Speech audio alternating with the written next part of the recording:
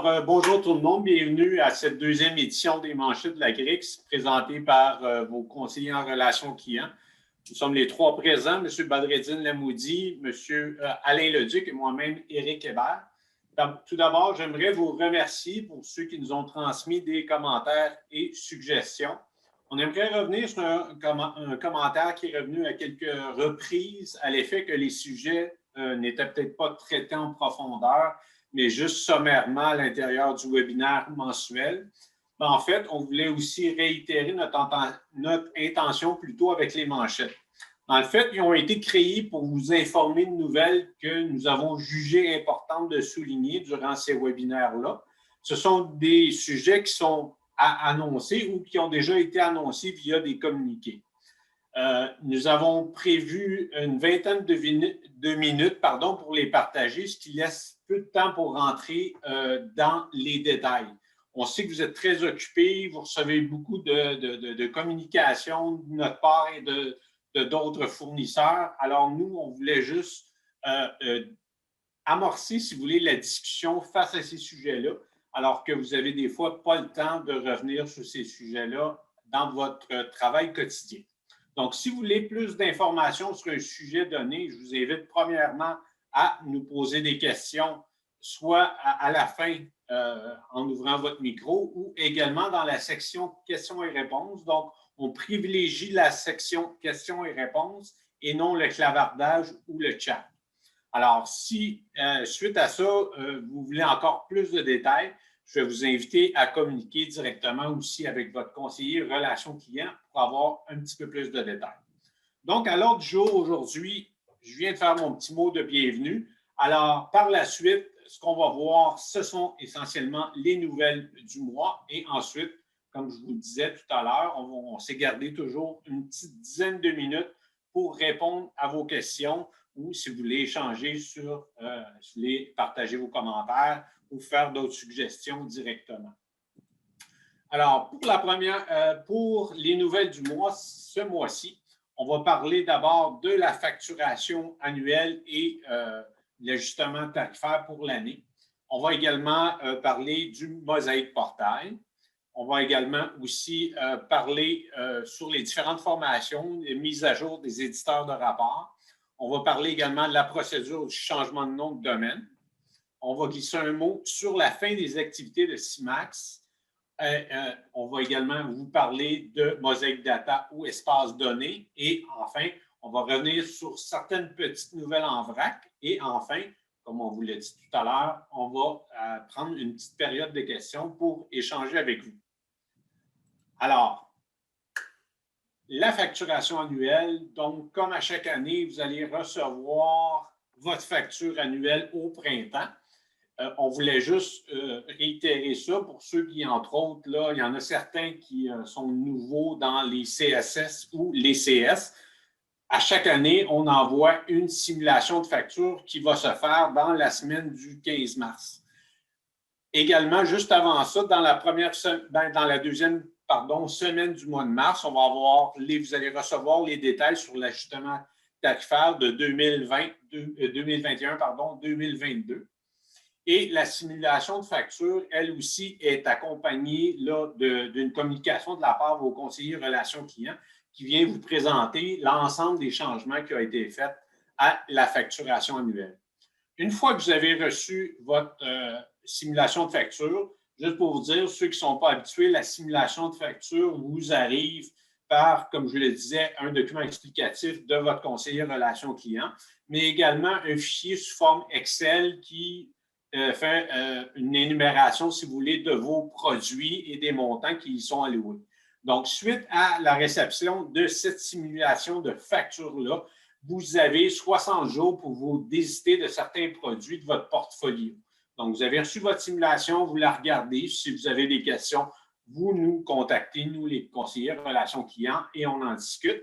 Et suite à cette réception-là, donc, ça vous amène vers la mi-mai. Vous avez jusqu'à la mi-mai pour vous désister s'il y a des produits que vous n'utilisez pas. Donc, si vous avez des questions par rapport à ça, gênez-vous pas, on est là pour ça. Également, on voulait vous faire part pour les différentes améliorations, si vous voulez, de ce qui a attrait à la suite de gestion scolaire, les améliorations pour l'hiver 2021. Donc, la prochaine vague, si vous voulez, d'amélioration vise principalement à consolider certaines fonctionnalités qui sont déjà en place. Il y a beaucoup aussi de travaux qui ont été mis de l'avant pour que Mosaic Portail soit un outil qui répond encore plus à vos besoins. Donc, pour énumérer rapidement les différentes réalisations qui sont en cours de travail, pour la partie Mosaic Portail en tant que telle, on parle entre autres d'une intégration de la gestion des brouillons de Microsoft Outlook. On parle également d'un ajout de critères au filtre élève qui va être fait. Il y a l'évaluation des élèves adultes par l'enseignant, soit on va travailler tout ce qui est l'aspect résultat par atelier groupe et par objectif. Il y a une autre amélioration qui est l'assiduité en demi-journée au primaire qui a été reportée à l'été. Alors, j'en parle tout de suite, mais c'est quelque chose qu'on travaille déjà actuellement, mais la livraison va se faire plutôt au cours de l'été. Quant aux autres améliorations de la partie gestion scolaire pour Mosaic Inscription, on va également apporter les améliorations, soit la disponibilité du choix de cours à l'équipe école avant la mise en ligne. On va également travailler sur l'annulation des changements demandés par le parent dans la fiche directement de réinscription à l'école. Également, on va apporter des améliorations dans les messages et les avertissements de la réinscription à l'école et également au service de garde. Et on va essayer d'améliorer, on travaille justement sur l'amélioration de la navigation pour le parent à l'intérieur du portail pour la réinscription à l'école. Également, on va avoir aussi tout ce qui est préservation de l'admissibilité d'un parent suite à un changement de courriel ou, si vous voulez, la gestion des changements de courriel des différents répondants d'un élève. L'ensemble de ces améliorations-là ont commencé et ont été livrées, je vous dirais, depuis la fin janvier et on continue pour la période du hiver et printemps 2021 et même au-delà de ça, mais c'est les principales améliorations sur lesquelles on travaille actuellement. Également, nous avons une nouvelle offre. On en a glissé un mot lors de notre première mouture, si vous voulez, des manchettes. Alors, on va avoir une offre de service qui s'appelle l'accompagnement à l'implantation du portail. Pourquoi on en parle de plus en plus? Bien, la première chose, c'est que plusieurs outils que les enseignants utilisent dans vos CSS et dans vos CS seront abandonnés à compter du 30 juin 2022. Donc, entre autres, il y a des logiciels très importants, donc GPI Internet, GPI ou le SPI, le suivi personnalisé Internet, mais également tout ce qui a trait à Toscanet, le volet enseignant et le volet suivi personnalisé. Sachez que les enseignants, évidemment, ne perdront pas ces fonctionnalités-là. Donc, toutes ces fonctionnalités-là vont se retrouver dans le portail. Mais donc, c'est important, là, on est à moins de 18 mois de la fin de vie de GPI et Tosca. Donc, c'est important de travailler tout de suite et de planifier justement ces améliorations-là ou cette implantation dans votre organisme scolaire. Donc, c'est de prendre un petit peu l'avance, favoriser un peu une transition harmonieuse de GPI et Tosca vers le portail. Et donc, nous, on vous dresse un petit drapeau pour vous dire, bien, ce serait le temps d'y penser parce qu'il ne reste que quelques mois, justement, là, avant qu'on fasse la transition. Cette offre de service-là, qu'est-ce qu'elle propose, entre autres? C'est une gestion de projet, un accompagnement personnalisé. Quand on dit accompagnement personnalisé, c'est qu'on va vraiment y aller le plus possible sur mesure pour la taille, par exemple, de votre organisme scolaire et également là, selon les besoins que vous avez là, dans votre communauté et à l'intérieur de votre organisme. Tout est prévu là et il va y avoir également, le dernier point, excusez-moi, de la formation aussi également qui va être prévue pour vous aider vos différents intervenants scolaires à faire le changement aux nouveaux outils. Alors, si vous voulez plus d'informations sur cette nouvelle offre de service-là, je vous invite à me contacter, mais également mes collègues Alain et Badreddine, si vous voulez avoir un peu plus d'informations. L'autre petite chose importante qu'on voulait attirer, sur laquelle on voulait attirer votre attention, c'est qu'après une année un peu remplie de différents défis pour tous les intervenants du réseau scolaire, on est heureux de vous annoncer que les relevés fiscaux qui sont produits par GPI vont se retrouver sur le portail pour les parents. Donc, les relevés qui seront disponibles et pourront déposer sur Mosaïque Portail seront ceux de l'année fiscale 2020. Donc, tous les types de relevés émis par le GPI pour le parent seront disponibles sur le portail. Donc, pour que ça advienne, pour qu'on puisse arriver à ça, une nouvelle version de GPI ainsi qu'un déploiement de Mosaïque Portail pour les parents à la même période, tout ça a rendu cette amélioration possible-là. Donc, si vous avez des questions, il y a également des informations qui sont disponibles pour vous sur votre zone client. Donc, vous pouvez aller directement sur la zone client pour avoir plus d'informations sur les relevés fiscaux. L'autre chose qu'on voulait vous parler, c'est entre autres, vous savez, évidemment, on a parlé, le mot se passe, dans le cadre du programme d'identification visuelle du gouvernement. La GRIX a assisté à une rencontre, entre autres, sur le sujet afin de pouvoir vous offrir de l'accompagnement adapté à la mise à jour qui est requise par les différents logiciels, nos différents logiciels qui sont touchés par les nouvelles normes gouvernementales. D'ailleurs, ce qu'on a fait dès le 8 février dernier, on a produit un webinaire. Il y avait un webinaire qu'on a fait sur l'édition de rapport qui s'intitule, ce webinaire-là, édition de rapport en tête générale, et il est disponible sur votre zone client. Ça vient expliquer un peu comment changer le nom et le logo dans vos différents formats d'impression sur les différents logiciels de la GRIX. Juste pour vous donner une idée, il y a également des formations qui sont offertes sur différents produits sur lesquels vous pouvez travailler et faire le changement de nom et de logo.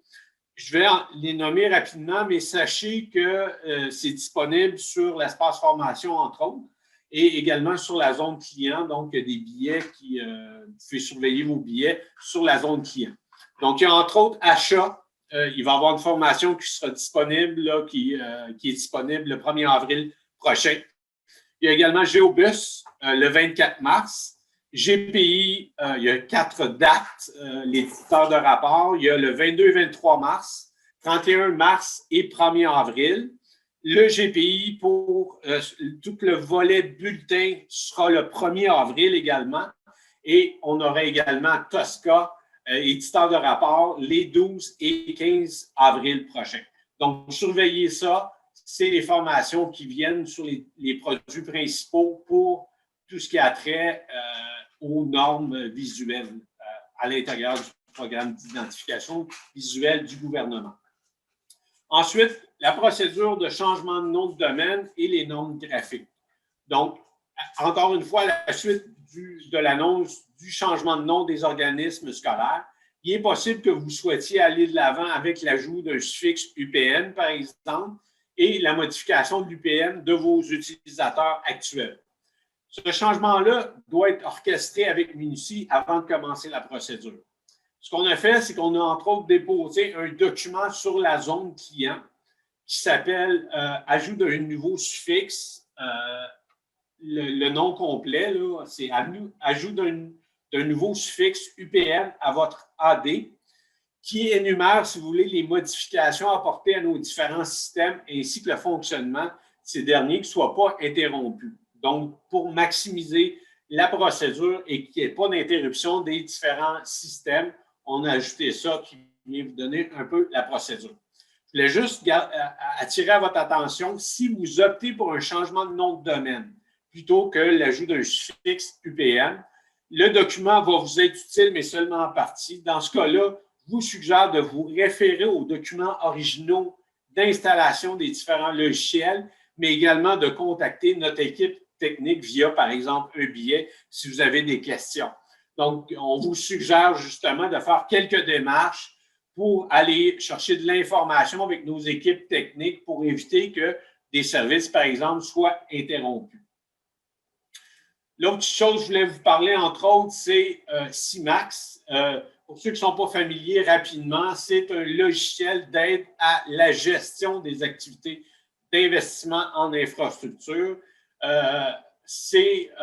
Depuis 2000, en fait, c'est un logiciel du gouvernement et la GRIX en faisait l'hébergement et le service aux clients depuis 2005. Suite à une décision du ministère de remplacer cette application-là par une autre solution, nous avons pris la décision de mettre fin à la licence d'utilisation de CIMAX et ce à compter du 30 juin prochain. Donc, soyez assurés qu'on va maintenir le service jusqu'au 30 juin, mais ça sera terminé le 30 juin prochain. Alors, je vous réfère pour ça au communiqué qu'il y a eu là, le 15 février dernier qui faisait part de la fin de vie de CIMAX. Alors, ça fait le tour des nouvelles pour ma part. Ce que je vais faire maintenant, c'est de céder la parole à mon collègue, M. Alain Leduc, qui va vous parler d'espace donné, entre autres. Alors, je vous remercie beaucoup. Merci beaucoup, Éric. Je prends la relève, effectivement. À partir d'ici, les équipes, par rapport à espace donné, les équipes travaillent à la mise en place d'une plateforme intelligente d'affaires nationale hébergée en info numérique sur le sol canadien, il va de soi. La vocation aussi d'espace donné, c'est d'aider les organismes scolaires à atteindre leur objectif de réussite éducative par des outils modernes d'aide à la décision. Aussi au niveau de l'accès sécurisé en mode prêt à consommer à des rapports, des tableaux de bord, des outils prédictifs utilisant l'intelligence artificielle intégrés à Mosaic Portail et un accès sécurisé à des modes libre-service et à des modèles de données par Power BI. Ensuite, vous avez aussi la feuille de route qui a été produite et établie en collaboration active avec plus de 70 membres du Comité national d'experts en gestion des données, plus communément appelé le CNE Données. La dernière rencontre avait lieu le 3 février et un résumé vous sera disponible sur la zone client pour ceux que ça intéresse en tant que tel, juste à suivre tout simplement cette partie-là. Ensuite, il y aura aussi des livraisons à venir au niveau de ce produit. Les trois premiers sont en tant que tel au niveau du besoin d'affaires pour la clientèle jeune. Exploiter les résultats de l'épreuve d'écriture de quatrième pour l'objectif du 4 du pré. Identifier les élèves à risque d'échec à l'épreuve d'écriture de quatrième année et suivi et classifier les élèves par intervalle. Et évidemment, il y aura plus de nouvelles à suivre dans notre prochaine session. Et si vous avez des questions ou quoi que ce soit par rapport à ça, encore une fois, je vous propose fortement de nous écrire, moi et mon confrère Éric et Badreddine. Ensuite, il y aura aussi des journées d'utilisateurs pour Mosaic Data et Mosaic Portail. Les dates seront annoncées sous peu aussi, mais je pense que c'est des choses qui vont vous intéresser. Ça risque d'être des demi-journées. Alors, encore une fois, l'invitation sera disponible dans la zone client. Et pour ma partie à moi qui va terminer, c'est un retour rapide sur les nouvelles en vrac. Alors, oui, effectivement, SQL 2019 est supporté maintenant sur toutes les applications de la GRIX. Entre autres, après, on aura le GGT le 25 mars, un moment privilégié pour échanger et connaître les priorités de la GRIX pour les prochaines années. On vous propose fortement, on en a parlé souvent, mais je continue avec ça, de vous inscrire à la zone client. Il y a beaucoup de choses, il y a beaucoup de nouveautés qui s'en viennent chez nous présentement, comme vous le savez, et ça sera très important que vous soyez bien inscrits et que vous ayez peut-être le temps ou prendre une partie du temps pour aller voir tout ce qui pourrait vous intéresser et vous abonner. Ensuite de ça, parlons du projet RAP rapidement. Tout va très bien. On a déjà 25% du réseau complété et il y a déjà un autre 22% en cours. Alors, tout le monde semble bien heureux à partir de tout ça. C'est beaucoup de travail, mais ça avance très bien. Une autre nouvelle bien importante, la réunion nationale aura lieu effectivement le 9 et 10 novembre cette année et sera toujours en mode virtuel. Évidemment, situation oblige, on ne sait pas trop dans quelle situation on sera au mois de novembre, mais on prend le taureau par les cornes immédiatement et on règle la situation en mode virtuel. Et pour terminer, je vais laisser le mot de la fin à mon collègue Badreddine Lamouti, qui va se faire un plaisir de terminer cette présentation. Merci beaucoup. Merci Alain.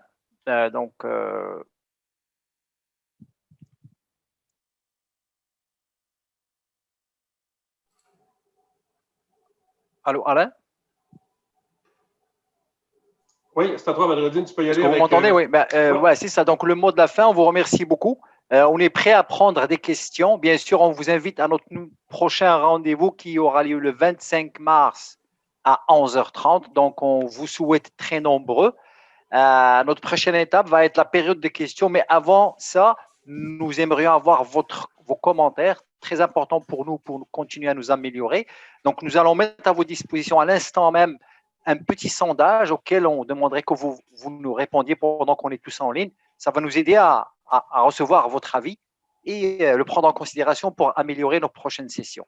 Et bien sûr, après ça, nous sommes disponibles pour répondre à toutes les questions. Donc, merci beaucoup à tous d'être venus aujourd'hui et à très, très bientôt.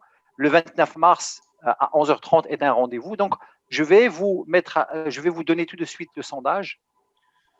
Badreddine, je crois qu'il y a une petite erreur sur la setup. C'est inscrit le 29 mars. Oui, ah oui, c'est vrai. C'est plus tôt que ça, je pense. C'est le 22. C'est le 29 mars. C'est le dernier lundi du mois. Oui, donc c'est le 29 mars. Okay. Le 25, 29, oui, c'est ça. Très bien. Donc, merci à tous et on va lancer le sondage tout de suite. Et je vous invite à le remplir et bien sûr, on est disponible pour prendre les questions.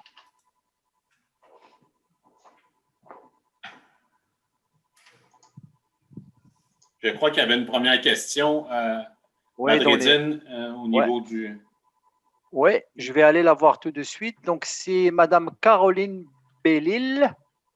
La question est, est-ce que les enseignants vont pouvoir modifier les absences de leurs élèves? Il arrive souvent que le parent avise l'enseignant que l'enfant sera absent tel jour pour telle raison. Présentement, ils ne peuvent pas l'inscrire dans Mosaïque, ce qui fait que la secrétaire les appelle pour motiver l'absence de l'enfant. Et la deuxième question, les enseignants pourront-ils inscrire les absences à l'avance dès que le parent l'avise? Exemple, le tournoi de hockey sera absent le 26 et 27 février. Alors, en fait, pour pouvoir faire une déclaration d'absence, il faut que l'école fonctionne de cette méthode-là. Alors, sinon, il n'est pas possible de faire part des absences à l'avance par Mosaïque Portail. C'est une décision de chaque établissement d'implanter cette fonctionnalité-là de déclarer des absences à l'avance. Juste peut-être voir si Mme Bellil, on a répondu à la question. Est-ce qu'on va juste peut-être voir si Mme Bellil veut la parole, on pourrait lui donner la parole. Est-ce que vous pouvez lever la main, Mme Bellil, puis vous nous direz à ce moment-là, est-ce qu'on a répondu à votre question? Oui. Allez-y, Mme Bellil, vous pouvez parler, je pense. Oui. Est-ce que vous m'entendez? Oui, allez-y. OK. Donc, ce que vous dites, c'est que c'est possible de le faire, mais qu'on doit demander au gestionnaire d'activer cette fonction-là, c'est ça? C'est ça. OK. Fait que même pour motiver l'absence, autant que pour le mettre, la signaler d'avance. Pour que ce soit un enseignant, il faut que cette fonctionnalité-là soit activée. C'est la déclaration d'absence que ça s'appelle? Oui. OK. Écoutez, il faudrait que je vérifie exactement, mais je crois que oui.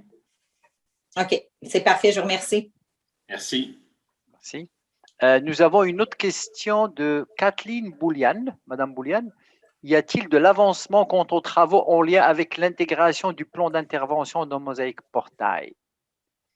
Je vais peut-être pouvoir donner un peu d'informations à Madame Boulian.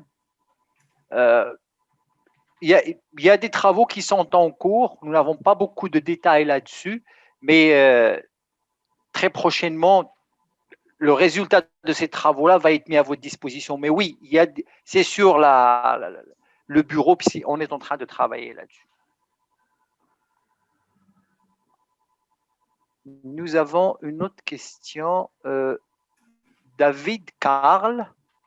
Donc, la question, nous utilisons l'importation du groupe de GPI JAD pour la gestion de nos identités, encore supportées aujourd'hui par la GRIX, n'ayant pas de comparable. Est-ce que le travail sera complété par la GRIX pour offrir un outil comparable? Si nous continuons status quo, est-ce que les informations sur les élèves, mot de passe initial du GPI seront disponibles dans Mosaïque enseignant? Je ne sais pas, est-ce qu'il y a quelqu'un qui a une réponse à cette question? Il va falloir vérifier ce point-là. Je ne veux pas avancer quelque chose que... Monsieur Karl, est-ce que vous pouvez lever la main? Je vais vous donner l'autorisation de parler. Puis peut-être qu'on pourra parler de vive voix. Est-ce que vous voulez bien lever la main? Merci. Allez-y, monsieur Karl. Oui, bonjour. Donc, c'est ça. On utilise. Est-ce que vous m'entendez? Oui. Oui. Vous êtes de quel centre de service scolaire, monsieur Karl? Commission scolaire Western Québec. Western Québec. Merci beaucoup. Très bien. Allez-y. Donc, on utilise présentement, comme quelques commissions scolaires, entre autres, là, lors de la dernière réunion nationale de la GRIX, on avait nécessairement prolongé le support du groupe, là, compte tenu de la gestion des identités. Il y avait déjà un outil qui existait. Par contre, il était plus ou moins malléable nécessairement à ce que les commissions scolaires avaient comme besoin. Et on se disait, bon, à la GRIX, on va supporter encore et du groupe puisqu'on s'en sert encore dans l'importation pour gérer les identités sur AD, etc. Et puis, on verra à avoir quelque chose de comparable là, avec la nouvelle version 2.0 ou 3.0 de la gestion d'identité. Ceci étant fait, on utilise l'importation de GPI et de JAD nécessairement avec EduGroup pour être en mesure de générer nos changements de mot de passe et nos créations d'élèves, tout ça, dans notre AD. Là, on me dit, bon, GPI Internet, qui est utilisé par les enseignants pour obtenir le mot de passe de l'élève en début d'année et d'obtenir nécessairement ses credentials là, au niveau du AD. Est-ce que, abandonnant GPI Internet, on va pouvoir encore faire la même chose avec Mosaïque enseignant? Est-ce que l'enseignant va encore avoir la possibilité d'avoir le mot de passe initial portail là, qu'on sert nécessairement dans la gestion des mots de passe pour les élèves? Monsieur Karl, moi, à moins que je me trompe, vous me corrigerez. Je pense que ça commence un petit peu comme pas mal technique. Est-ce que vous préférez pas que peut-être votre conseiller relations clients vous contacte ou pour avoir un peu plus de détails là-dessus et essayer de trouver la réponse exacte? Parce que peut-être qu'il va falloir consulter à l'interne auprès des gens du technique. Oui, Badreddine, effectivement, c'est ce que je suis en train de lire au travers de mes autres confrères et consoeurs. David, si tu me permets, je vais te recontacter par la suite pour voir un peu plus, là, parce que j'ai différentes saveurs à ce niveau-là. Et je veux juste m'assurer qu'on va te donner la bonne information. Alors, si tu me permets, je vais te recontacter par la suite, David. Excellent, vous êtes très gentil. Merci. Merci. Très bien. Donc, d'autres questions? Des questions dans le chat aussi. Des questions dans le chat? Oui. Je vais d'abord prendre une question de Henri-Daniel Bouchard. Oui. Donc, est-ce que vous avez un compte Passepartout qui peut aider les centres de services scolaires à implanter Mosaïque Portail en FPFGA? La gestion de l'identité oblige un compte dans JAD Tosca et dans la paye avec des codes bien précis pour faire des tests avec toutes les fonctionnalités et modules. C'est passablement difficile et j'ai un malaise de demander le compte et MDP d'un enseignant sur tout cela. Okay. Je vais, Monsieur Bouchard, est-ce que vous pouvez lever la main? On va vous donner la parole aussi, puis on peut se parler. Oui, merci. Allez-y, on vous écoute. Merci beaucoup. Monsieur Bouchard, vous êtes à quel centre de service scolaire, s'il vous plaît? CSS de la capitale. De la capitale, merci. On a commencé à faire des tests là, pour l'implantation, puis au fur et à mesure que vous rajoutez des modules, écoutez, ça devient un peu difficile parce qu'on n'a plus accès comme on avait accès auparavant au compte. Là. Maintenant, la gestion de l'identité, ça prend une adresse courriel, un matricule de paye, ça prend un compte dans JAD Tosca, ça prend des codes d'enseignants avec des horaires, tout ça. Ce qui limite nos possibilités de faire des tests, c'est surtout ça ralentit beaucoup. Là, nous, on est un peu inquiets dans notre comité d'implantation parce que chaque fois, il faut demander à un enseignant. L'enseignant n'est pas toujours disponible, puis là, on y va vraiment au compte-goutte. Est-ce que vous avez pensé à fournir un compte qui pourrait bypasser, si vous me permettez l'expression, tout ce processus-là pour qu'on puisse bien implanter et tester les différents modules dans nos réalités de centre? Parlez-vous plus d'un environnement test ou? Ben, l'environnement test, lui, est déjà fixe. Là, ça, on y a accès. Mais nous, comme là, on veut travailler sur le SOI. Là, on voulait avoir le côté enseignant, mais à chaque fois, on n'a pas nécessairement tout le temps les ressources. Les enseignants ne sont pas toujours libérés. Puis notre organisation, ben là, créer un matricule de paie, un faux matricule de paie avec un faux compte, c'est peut-être pas toujours la bonne solution. Alors, je me demandais, du point de vue de la GRIX, qu'est-ce qui peut être fait? Ben, en fait, moi, je pense qu'il va falloir vous revenir. C'est assez technique. Alain, t'avais-tu une réponse? Non, malheureusement, pour ça, on pourra prendre effectivement une autre fois la note. Et que soyez pas surpris qu'on n'ait pas toutes les réponses live de le chat à ce niveau-là. Les ressources essaient d'être disponibles le plus rapidement possible, mais vu que c'est live, c'est assez difficile de vous répondre rapidement. Alors, si vous me permettez, je vais vous revenir à ce niveau-là, monsieur, excusez-moi, j'ai un petit blanc. Monsieur Bouchard. Monsieur Bouchard. Monsieur Bouchard, merci beaucoup. Écoutez, il n'y a pas de problème, mais comme vous avez dit, 18 mois d'ici l'implantation, c'est quand même rapide. Notre comité est assez inquiet là, par rapport aux accès et aux tests qu'on peut faire. OK, parfait. Okay. Nous, pouvez-vous me laisser dans le chat vos coordonnées? Ben, c'est M. Henri-Daniel Bouchard de la capitale, c'est ça? C'est ça. Très bien. OK, parfait. On a noté ça. Merci. Très bien. Alors, on va prendre une prochaine question de M. Sylvain Hervieux. Est-ce que vous savez si les ressources de l'école seront rapidement disponibles pour la FB-FGA?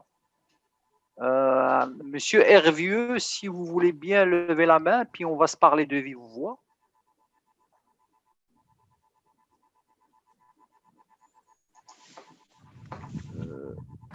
Je ne vous vois pas.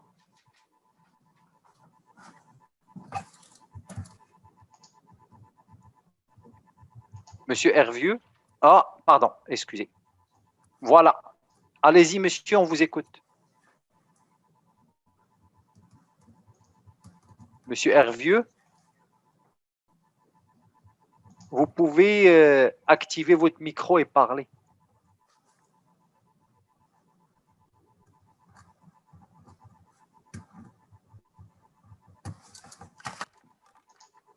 Monsieur Hervieux, est-ce que vous êtes là? On va prendre en note la question. Exactement, on va y revenir à M. Hervieux. Très bien, OK. D'accord. Nous avons M. Bassoul, Ronnie Bassoul. Il faudra utiliser le module accès de l'affectation d'emploi temporaire. Je n'ai pas beaucoup compris. M. Bassoul, est-ce que vous pouvez lever la main? On va se parler de vive voix.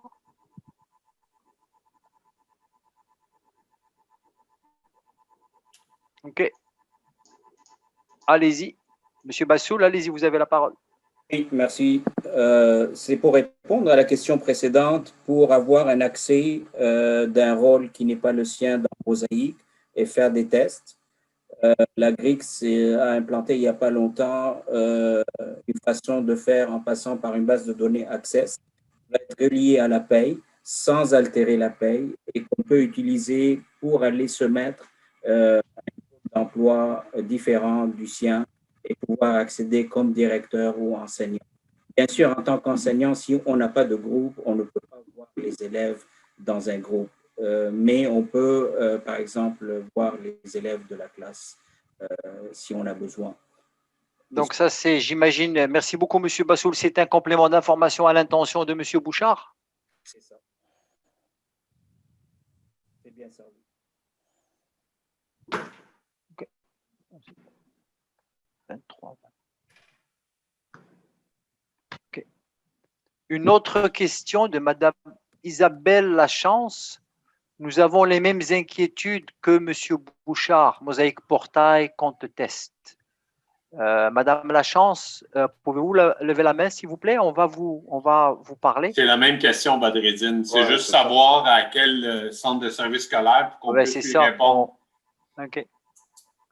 Allez-y, Madame Lachance, on aimerait savoir à quel centre de service scolaire vous êtes? Je suis à Sir-Wilfrid-Laurier. Merci. Merci.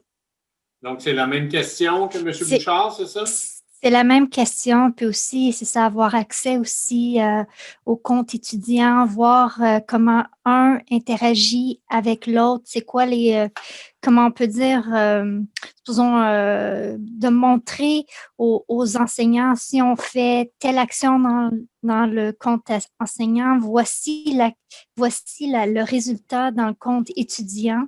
Puis ces tests-là, on ne peut pas les vivre, même dans votre mosaïque par taille test, là, on ne le voit pas. Alors, c'est ces genres de tests-là qu'on aurait besoin.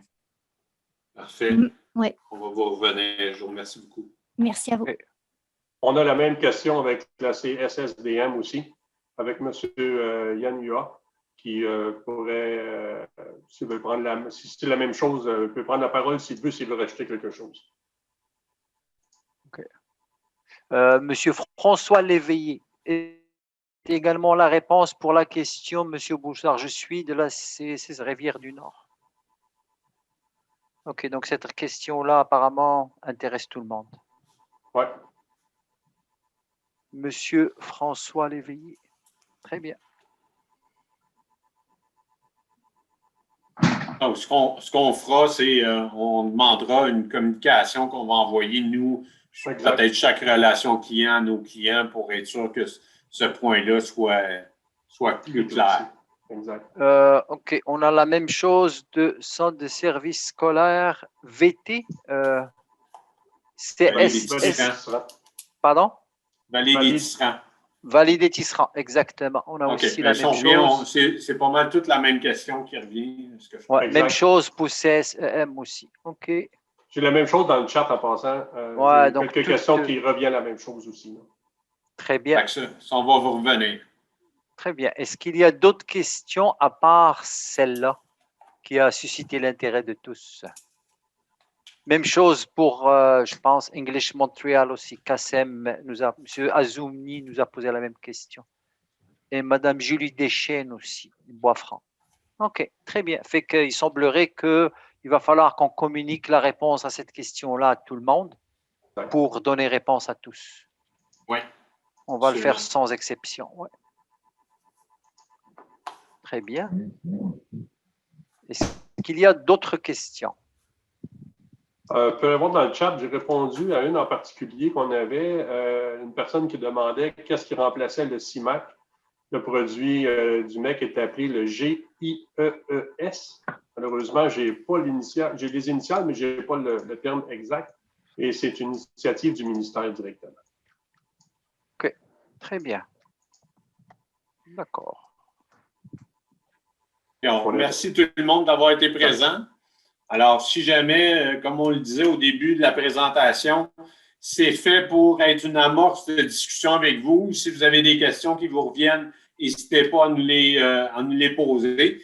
Comme l'a dit tantôt Alain, on n'a pas toujours les réponses quand ça vient dans le trop technique, mais un de nos buts, c'est de vous fournir les réponses le plus rapidement possible. Alors, on va vous revenir avec les réponses. Là. Ne soyez pas inquiets à ce niveau-là. J'ai la réponse de Carole pour le GIEES, c'est la gestion des infrastructures de l'éducation et de l'enseignement supérieur. Ouais. Merci. Alors, je vous remercie infiniment. Merci à tous. Merci à tout le monde. Passez une bonne fin de journée. Merci.